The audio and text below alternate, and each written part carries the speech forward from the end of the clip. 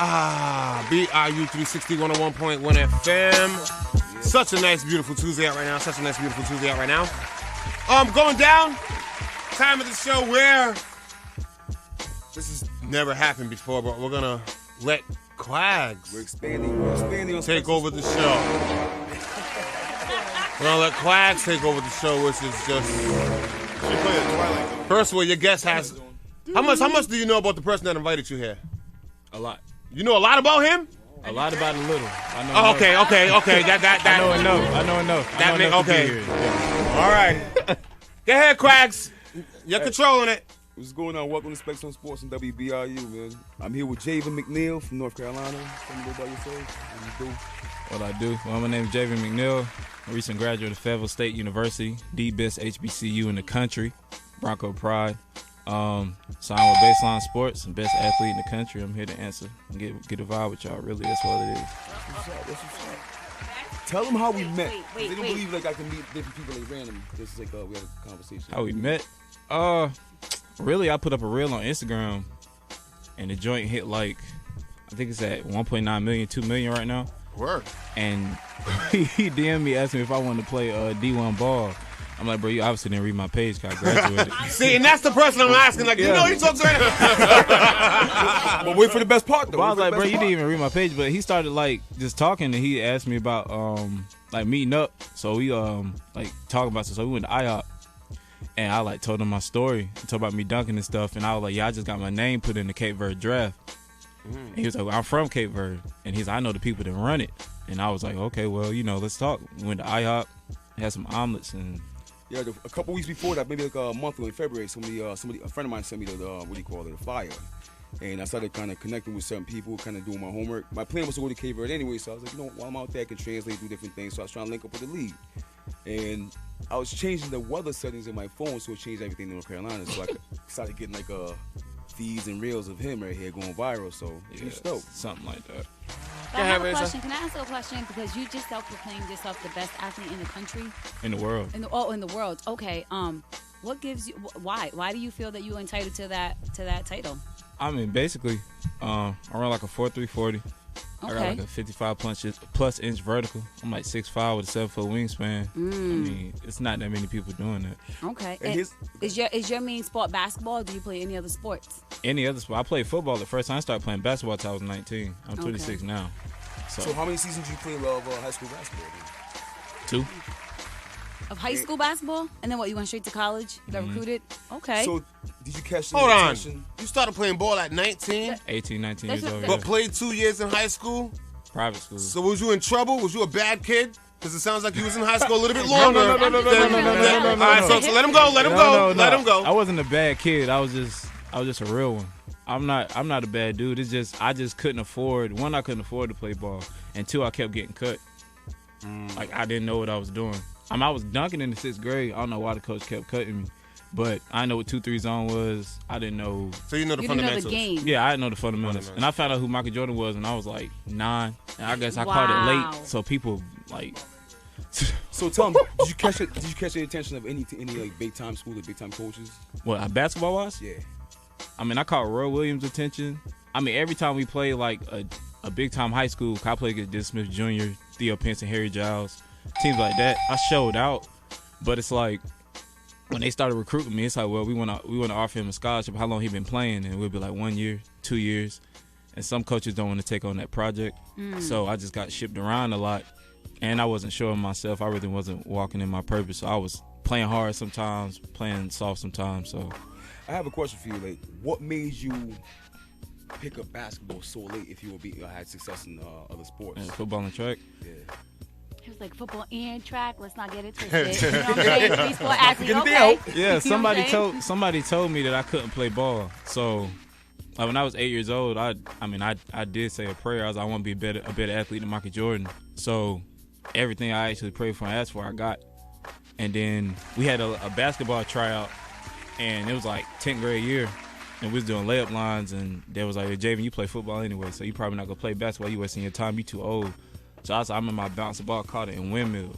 Like nothing. And then they still cut me. So after they told me I couldn't, I was like, well, I'm going to just figure it out. Well, And I just Jordan did got it. cut in high school, didn't he? Yeah, but he Didn't still. Jordan get cut? The thing is, bro, he still played JV though.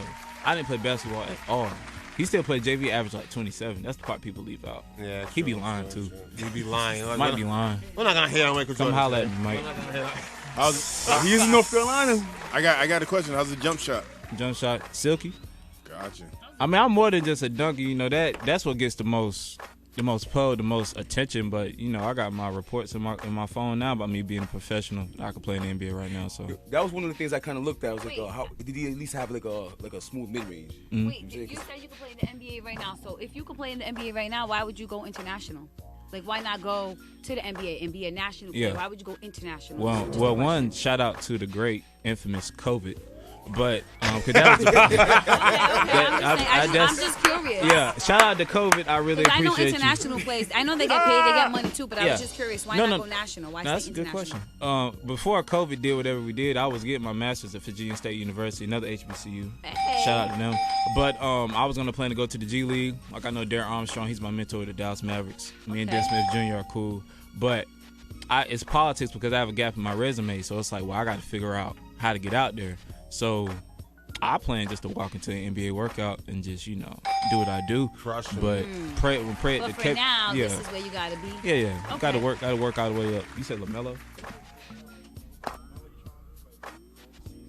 Kinda. I mean, if I can go to the G League, I have a G League workout this May actually.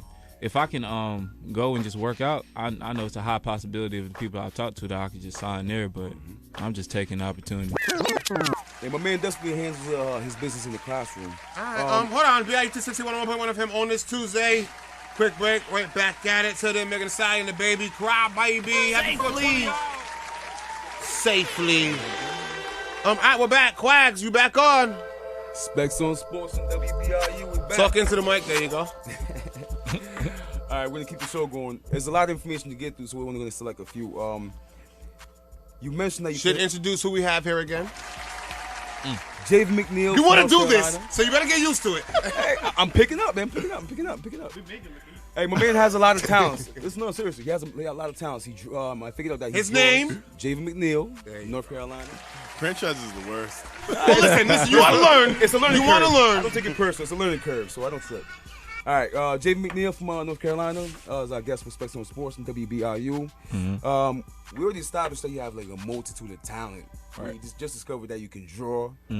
I didn't know that, first of all. You can draw. I crazy. did not know that. Draw, play piano, keyboard, I didn't know drums, none of this. Where was I at? a lot. It's crazy. I said Let's a go lot. back. Let's go back to the drawing. One of the things that we past the drawing. One of the things that you told me about being in track, involved in other sports, and me doing track. I always wondered, like, well, did you get a chance to prove yourself in track and field? And you told me an interesting story that. Go ahead. You want to share that with us? Which was one, the track meet? Yeah. Or breaking up? Oh yeah, You so met some basically, interesting people that you got to race against. yeah, so we I went to Jamaica to do some missions work with Urban Discovery Ministry. Shout out to them, Norfolk, Virginia. We had some So we had like we went to Jamaica. We was doing some missions work. We were building, and I was in my head. I'm like, bro, I really I can run with them. Like it wasn't nothing malicious or nothing like that. But we went to the field. We were building this house, and they had a track. It was a dirt track, and it was like some of the fastest kids there.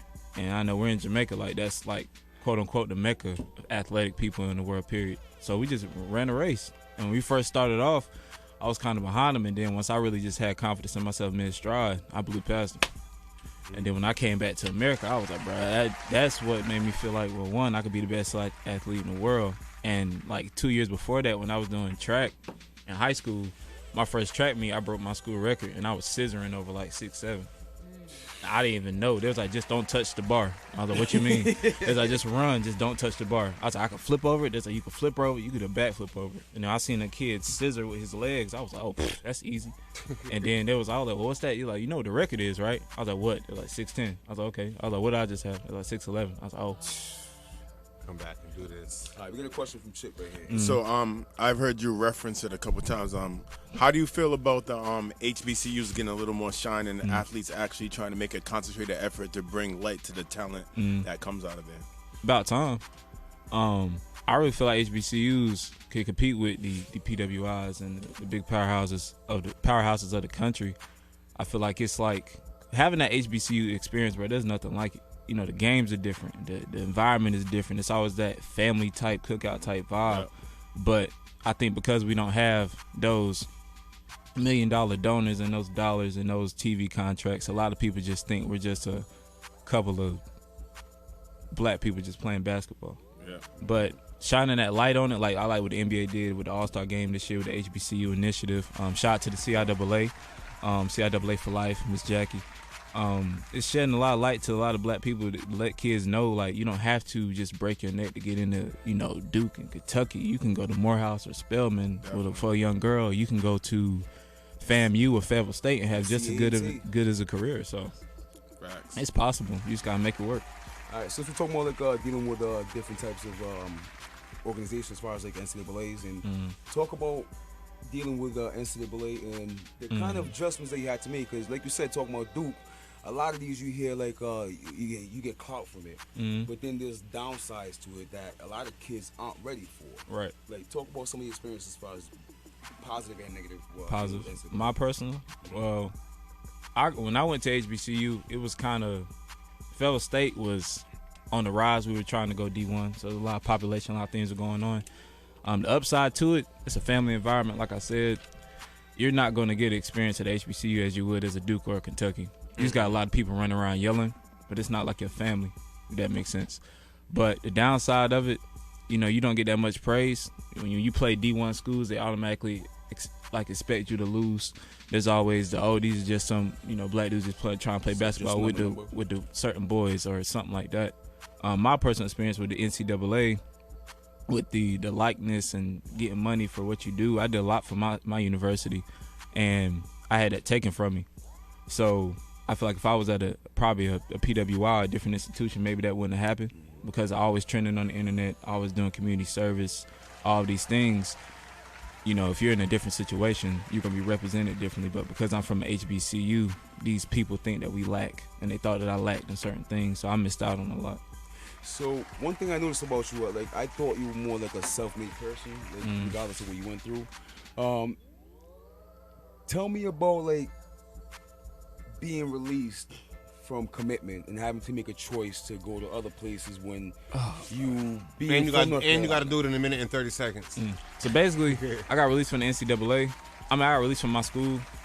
They put me in the transfer portal. When I graduated, I was a medical red shirt. They just got rid of me, whatever the case may be. I had to make a decision real fast. The things that come with that is embarrassing, because you got to make a decision so quick and you got to pay for everything. I didn't get a scholarship. And throughout my whole collegiate career, I never had an athletic scholarship. So I had to take that downfall. Self-made. So, I mean, they're going to pay for it. It's self-made. I grinded out. I paid out of pocket, and I'm degreed. I'm an educated black man. So, One last question before we get off. What do you hope to gain from the prior league experience? the best experience I can. I hope to go out there and take the country by storm and put my name out there as the best in the world, if not the best ever. That's what's up, man. And my social is Javen Jure, JAVEN _JURE on Instagram. Follow me, come catch this flight, get on the wave. Just saw me looking for it for the past 10 minutes because I was like, I cannot find this guy's name on Instagram. Girl I used to see, saying that I chose this cutie pie with whom I wanna be.